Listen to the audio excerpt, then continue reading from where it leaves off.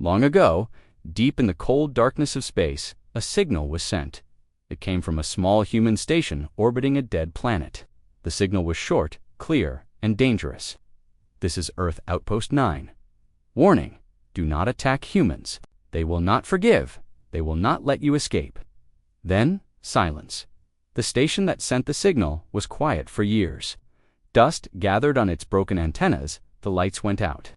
Everyone thought it was dead, but the warning kept flying across space, through stars and systems. Most ignored it, some laughed. Others never even received it, until now, on the edge of the Helix galaxy. An alien ship named Zeller 7 picked up the signal. It was an old ship, used for scanning old tech and lost messages. Inside sat Captain Varnock, a proud commander of the Zircon Empire, a species known for war.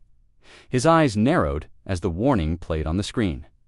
Do not attack humans. They will not forgive. Varnock growled, humans. We destroyed their last colony 100 years ago. The signal continued. They will not let you escape. Ridiculous, Varnock hissed. He slammed a button. Delete it. The crew hesitated. Now the signal was erased. The warning was gone. But the timing was wrong. Because at that moment, the Zircon High Council had just approved a new mission: attack the Terran sector, the last space near Earth's old borders. And no one knew that Earth was not as weak as it seemed. On a faraway moon, near the Terran line, a young human technician named Ava Wren sat alone in a dark room. She worked in Signal Recovery Command, a forgotten post, watching for lost messages from deep space. Her screen blinked. Old signal detected. Outpost 9, year 2430. Ava frowned. That can't be right. She tapped keys quickly. The signal was weak, but the warning was still there. Do not attack the humans. Her heart pounded. This signal had not been seen for years. She ran to her commander. Sir, we found the old warning. The commander, a man named General Kale, stood still. It detected, he asked, near the helix edge. That means someone found it. Kale nodded slowly, and if they erased it, he didn't finish the sentence. Instead, he walked to the war room. For the first time in 72 years, Protocol 7 was activated. Earth was preparing for war. Far away, in the Zircon fleet's flagship. Captain Varnock sat in his chair, drinking sweet root wine. Away from the Terran border, we attack in 2 days, he said proudly. Let's teach the humans their final lesson. His second-in-command, Lieutenant Trell, looked nervous. Sir, what if the signal was real? A ghost signal from a dead station? Don't be a child. Trell stayed quiet, but deep inside, something didn't feel right. Back on Earth, inside the massive military base under the surface, General Kale stood before a giant screen. Faces of commanders from Mars, Titan, and Europa appeared. Kale spoke with a cold, steady voice. We have confirmation. The old warning signal was received and deleted. Murmurs filled the room. One asked. Kale nodded. They think Earth is sleeping. They forgot who we are. He pressed a button. Alarms echoed through the base. All fleets prepare for activation. Hidden warships, sleeping for decades, came online. Roared. AI systems blinked awake. Missiles locked in place. The human defense force was waking up, and it was angry. Meanwhile, in a dark corner of the galaxy, a lone scout ship floated near an asteroid field. Inside, Ensign Dario, a young human pilot, watched stars move slowly outside the window. He didn't know war was coming. He didn't know Earth had been threatened. He was just doing routine patrol. But then, he saw something. Blinking lights. Hundreds of them. He zoomed in, his face turned white. A fleet, the Zircon Armada. Dario hit the emergency beacon. This is Scout Ship Delta 4. Enemy fleet sighted near Terran border. His voice shook. They're coming. On the Zircon ship, Lieutenant Trell stared at the screen. Sir, human scout ship spotted us. Varnock smiled. Let them. They'll run. But the scout didn't run. It turned, it watched, and then it vanished into lightspeed. Strange, Trell whispered. Why didn't they run earlier? Varnock didn't answer, because deep in his mind, a shadow of fear had begun to grow. Back on Earth, Dario's message arrived. Kale listened. Then he smiled not. A happy smile, but a cold one. Good, he said. Let them come. He walked to the command screen. "Send one ship." Everyone turned. "Just one?" someone asked. "Yes," Kale said. "Let them think we're weak. Let them laugh." His eyes turned hard. "Then let's remind them what we do to those who ignore the warning." The stars above Mars were calm. Red dust floated slowly over its quiet surface. People lived deep underground, working, growing food, and keeping Earth's last colonies alive. No one expected what came. Next, at exactly 4:17 Earth time, the sky changed. A large shadow covered the red planet. It was not a cloud. It was not an eclipse. It was the Zircon fleet. Hundreds of alien warships moved in silence. Their engines glowed blue. Their weapons were already charged. Then, without warning, they fired. The Martian defense shield lit up bright yellow. Explosions shook the ground, sirens screamed. Families ran through tunnels. Defense officers rushed to their stations. General Hal Hay, commander of the Mars colony, stared at the sky feed. "Where did they come from?" he shouted. A soldier answered, "No warning, no signals, just appeared." "Get me," Earth Hale ordered. But Earth already knew. In the cold space near Jupiter, Earth's scout ships had already seen the enemy. A signal had reached General Kale only minutes before the attack. Inside Earth's hidden command center, the room was dark. Red lights flashed. Kale stood still, watching the screen. A map showed the Zircon fleet attacking Mars. He didn't blink. "Are we ready?" he asked. "Yes, sir." "The Ghost fleet is standing by," a voice said. "Then wait." Wait. Back at Mars, explosions rocked the colony. The Zircons were brutal. They destroyed farms. They hit the energy cores. But they didn't land. They didn't capture. They just hit and ran. Again and again from orbit. Captain Varnock, on the lead Zircon ship, laughed. "Humans are weak. Their colonies fall like dust." Lieutenant, still uneasy, looked at the sensor screen.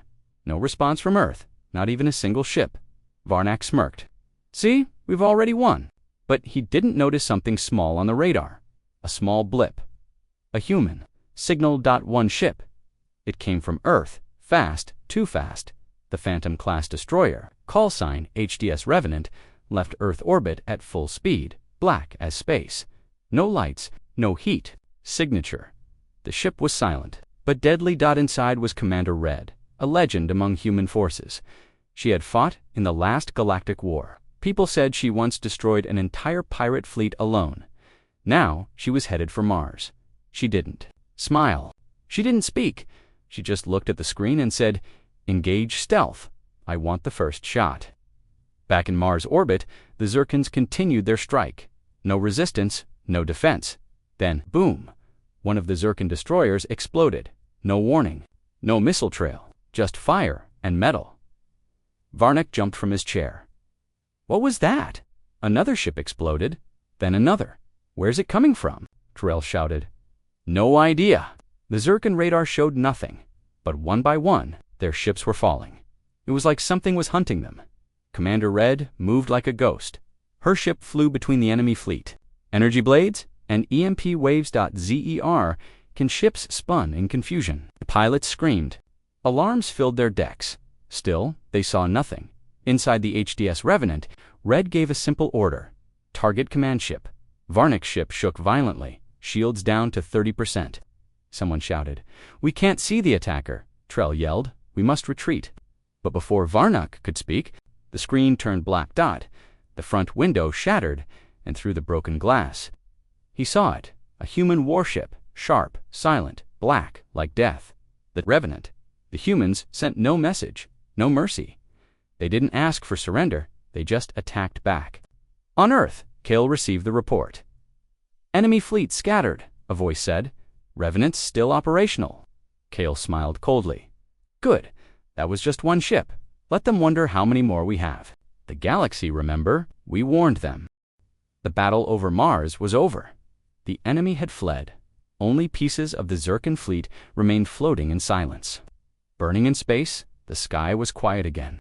But no one in the galaxy felt peace. The humans had responded, and they responded with just one ship. A single warship, the HDS Revenant, had destroyed half a fleet. Now the message was clear. Earth was not weak. Earth was not sleeping.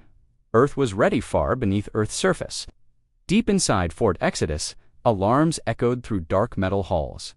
This was the place where old soldiers slept. Machines were hidden. Weapons that hadn't seen daylight in 70 years were locked behind thick doors. But now, everything was turning on. Red lights flashed. Giant blast doors opened slowly. Protocol 7 had been activated. General Kale walked down the long command hall. His boots echoed on the floor. Behind him, officers followed with fast steps and serious faces. "Is the fleet awake?" Kale asked. "Not yet, sir," one replied, "but the AI cores are responding."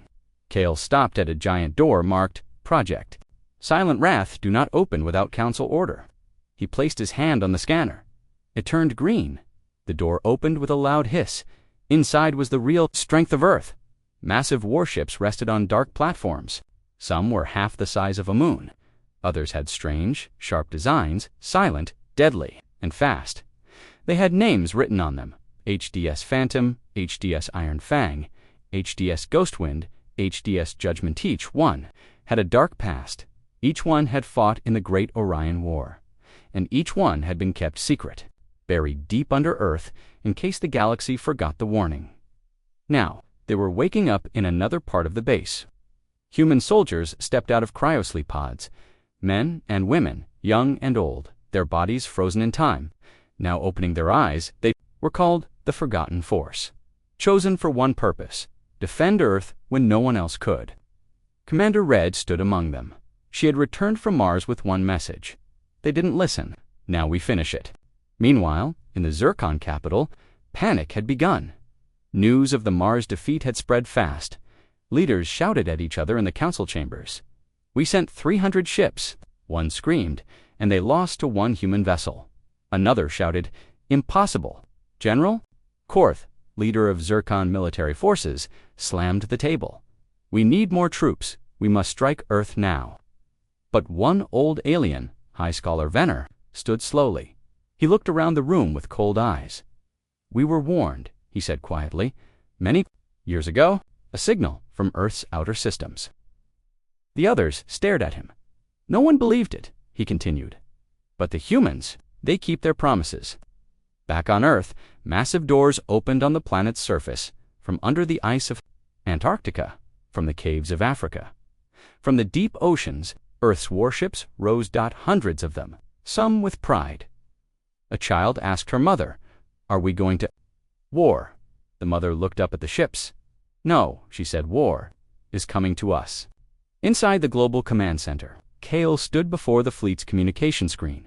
He spoke to every captain, every pilot, every soldier. His voice was combat powerful. "They thought we were weak. They thought we were broken. They forgot who we are. We are not conquerors, but we do not forgive, and we never, ever let our enemies escape." Today, humanity awakens. Far in deep space, a hidden camera on a damaged alien ship sent one last signal, a view of Earth's warships. Rising, that video reached thousands of alien worlds. Within hours, and fear began to spread, because they all remembered the same warning. Do not attack the humans. They will not forgive, and they will not let you escape. The stars near Saturn were quiet. Then, without a sound, a ship appeared. It had no name, no signal, and no ID code. Alien sensors couldn't track it. It didn't exist in any records. But it was real, and it was human, in the middle of the damaged Zircon fleet. Survivors floated helplessly. Their ships were burned, broken, and scattered. One small vessel, ZK-19, sent out a weak distress signal. "We need help," the alien captain whispered. "Humans." They didn't speak. They just killed his message, cut off on the edge. Of the system, the ship with no name moved again, fast, silent, like a shadow. Inside the mysterious ship, no crew could be seen. No lights, no voices, only cold metal and glowing red systems. In the heart of the ship, an advanced AI core pulsed. Quietly, its voice echoed in the empty hull. Mission: complete destruction of fleeing enemy vessels. Target: all Zircon survivors. Emotion: none. It was not a warship built for honor.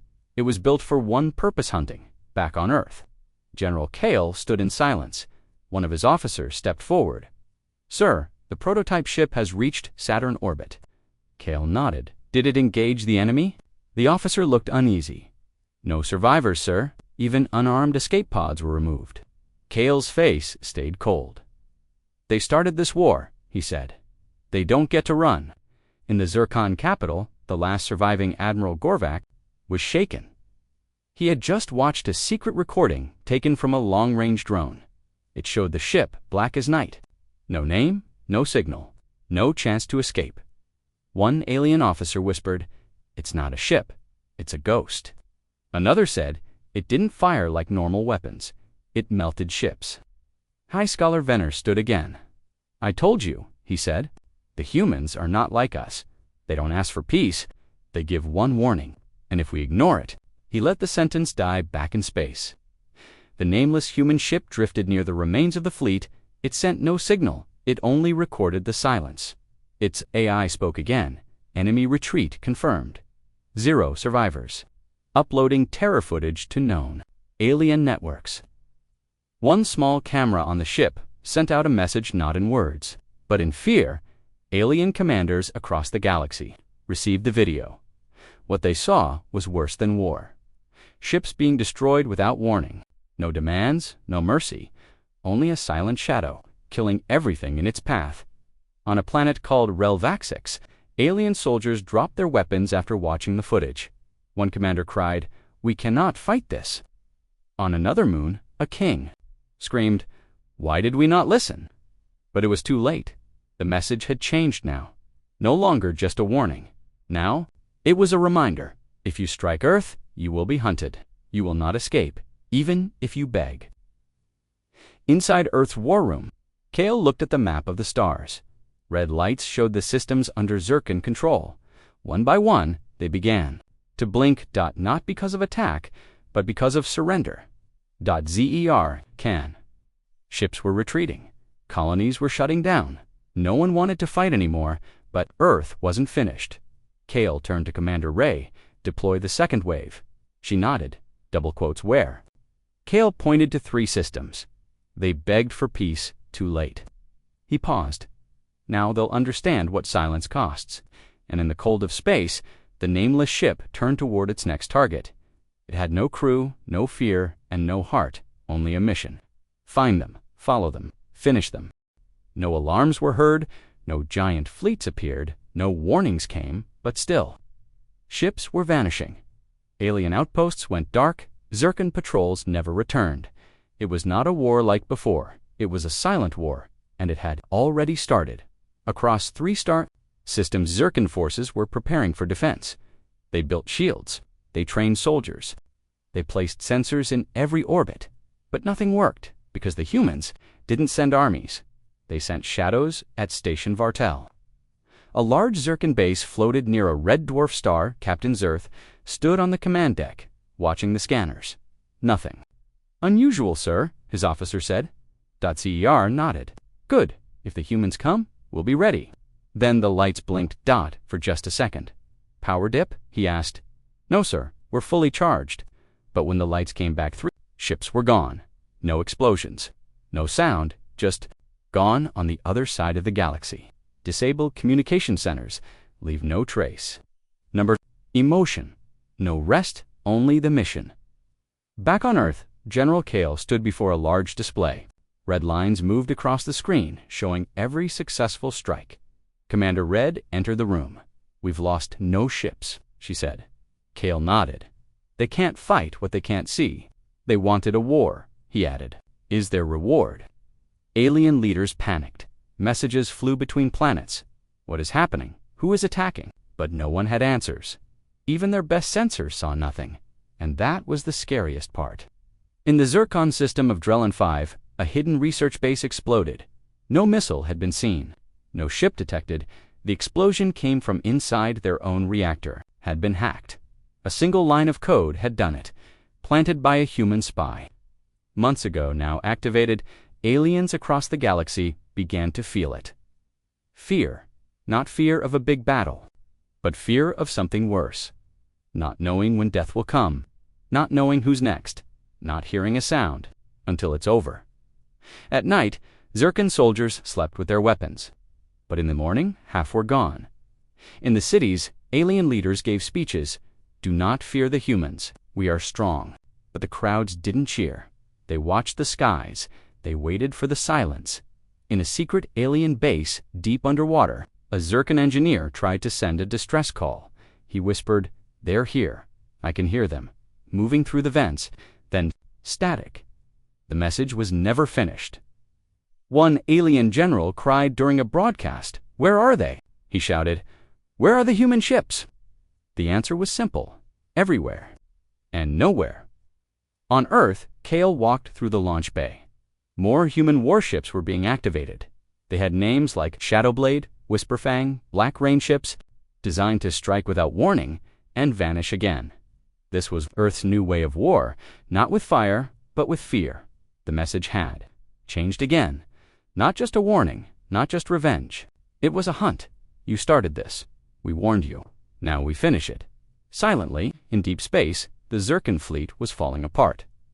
Not because of big battles, but because of something worse. Fear.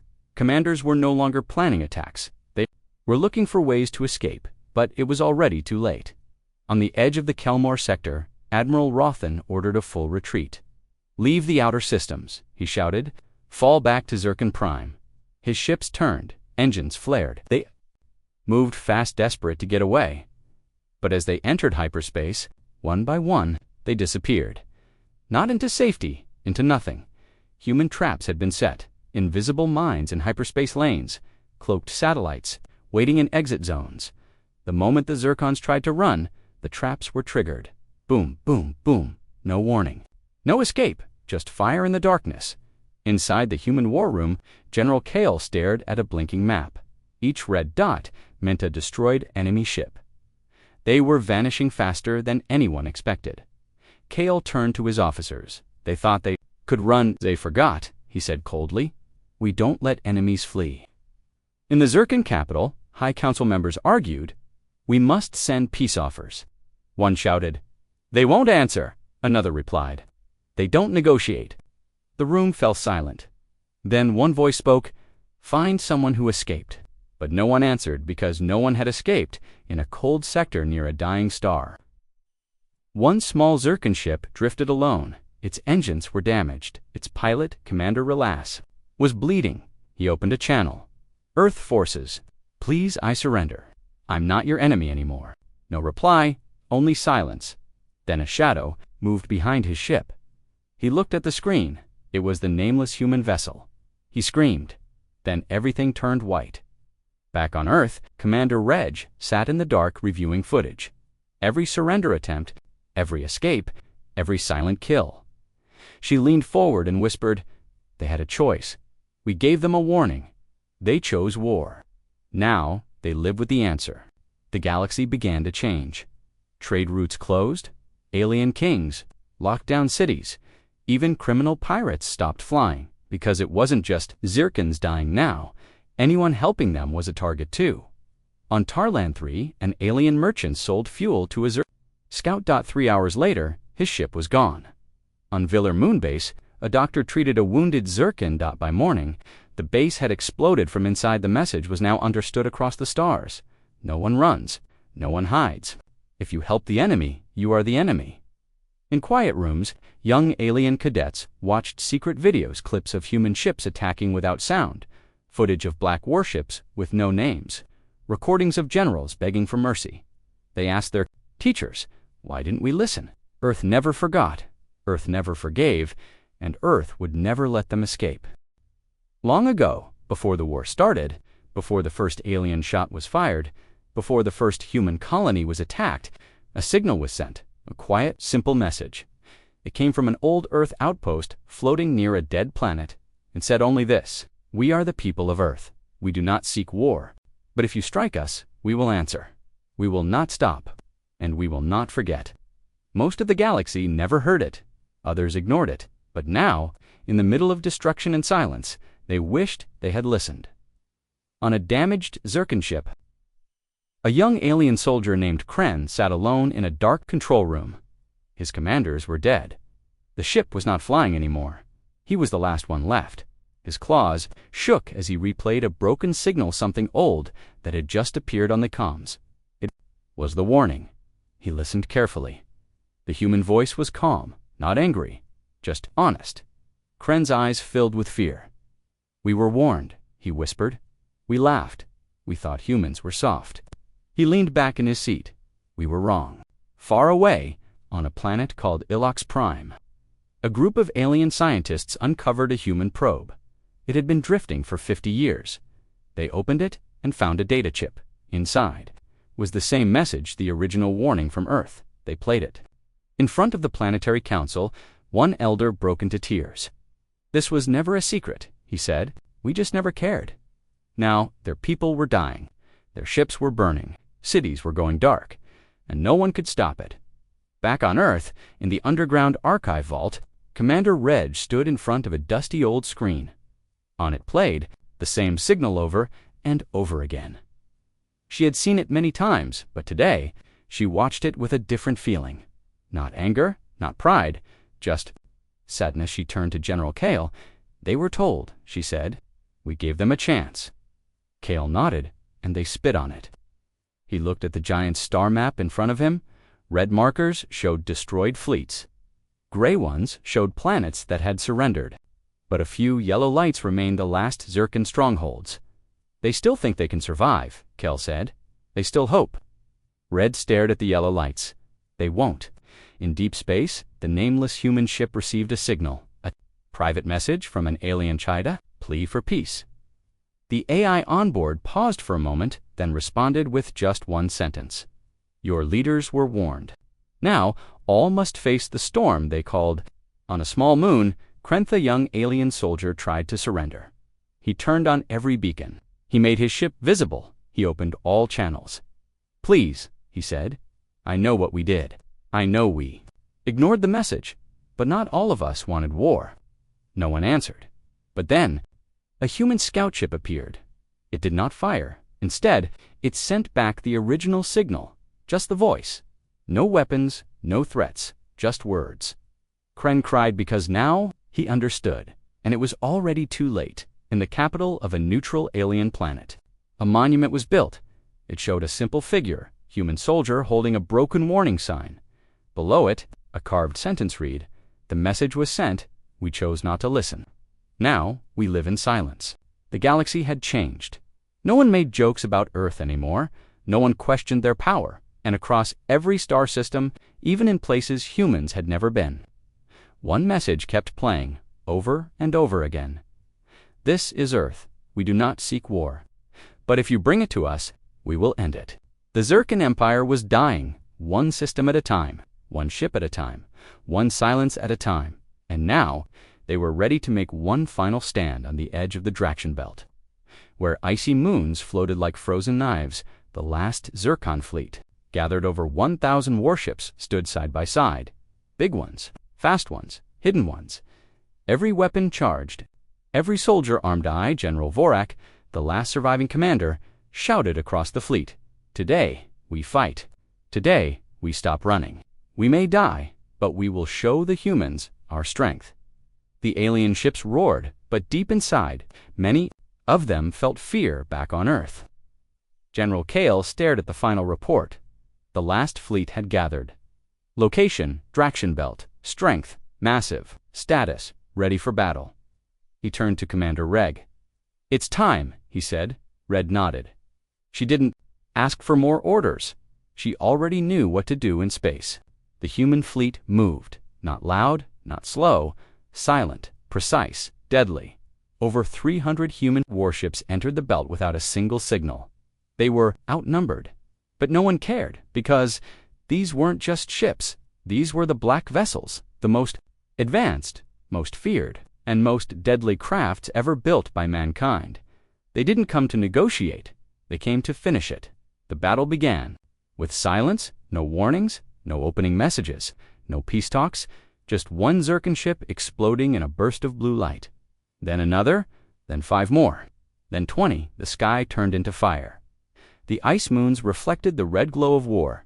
Inside the human flagship HDS Judgment, Reg stood at the helm.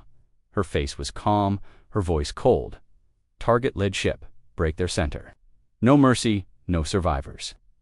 Human fighters flew like ghosts through the chaos. Zircon pilots screamed into their radios, "We can't see them. They're too fast. They're already inside the formation." Ships collided. Weapons fired blindly.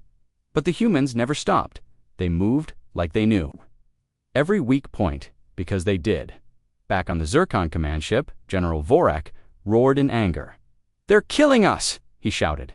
He hit the screen. "Fight back! Ram them if you have to." But ramming didn't work. Their ships melted before reaching human vessels. Their shields cracked like paper, and their weapons, too slow, too old, too late, by the second hour of the battle.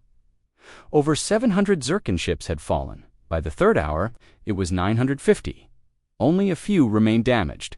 Running lost, they tried to flee into the asteroid field. But the nameless human ship was already there, waiting. One by one, the last survivors vanished. General Kale received the final report.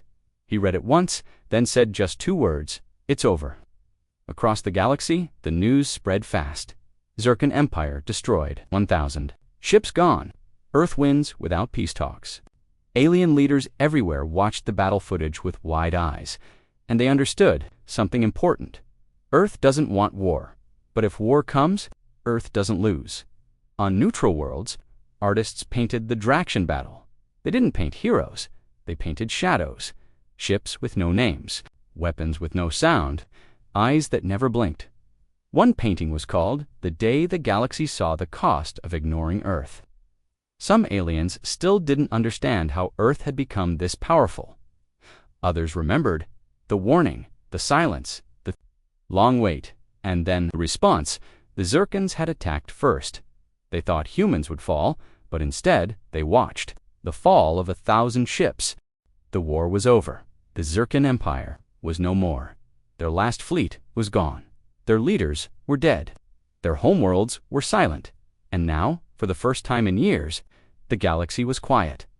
On the outer rim, in a system called Voral 5, a group of alien diplomats gathered. They were from many worlds. Some had once laughed at Earth. Some had feared it. Now they all feared it. One elder stood and said what no one else wanted to say. "We must speak to Earth. We must ask for peace. Before we are next." The room fell silent. Then one by one, the others agreed. They would do something no species had done before. They would beg. A transmission was sent. It traveled faster than light, from star to star, system to system, until it reached Earth. On the screen, dozens of alien leaders, heads bowed, voices shaking. The message was short: "We surrender. We offer peace. We ask for mercy." On Earth, in the council room beneath the mountains, General Kale watched the message. He didn't smile. He didn't speak. He just turned to Commander Reg, who stood by the window, looking up at the stars. "They finally understand." "Kale," said Red. Didn't answer right away. Then she spoke quietly. "It took the fall of an empire for them to hear what we said from the beginning." She turned to him. "Do we answer them?" Kale looked at the blinking screen. So many species. So many eyes filled with fear. He pressed a button. The answer was sent, far away.